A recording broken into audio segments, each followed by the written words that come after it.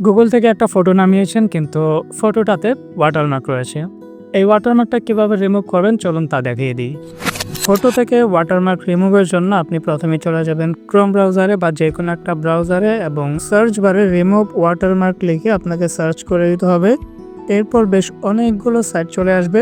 এখান থেকে watermarkremover.io এই ওয়েবসাইটটা আপনাকে খুঁজে নিতে হবে। এটা দিয়ে এই কাজগুলো খুব ভালো করা যায়।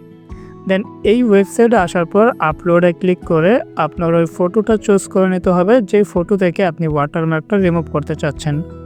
দেন এটা কয়েক সেকেন্ড প্রসেসিংয়ে থাকবে এবং কিছুক্ষণ প্রসেসিংয়ের পরেই ঠিক এইরকমভাবে ওয়াটারমার্কটা রিমুভ করে দিবে। দেখতেই পারতেছেন অরিজিনাল এবং ওয়াটারমার্ক রিমুভ করার পরে কতটা চমৎকারভাবে ওয়াটারমার্কটা রিমুভ হয়েছে। আর আমার যতগুলো সাইট দেখা হয়েছে এখন পর্যন্ত এই সাইটটার মতো অন্য কোনো সাইট এত ভালোভাবে নিখুঁতভাবে ওয়াটারমার্ক কিন্তু রিমুভ করতে পারে না।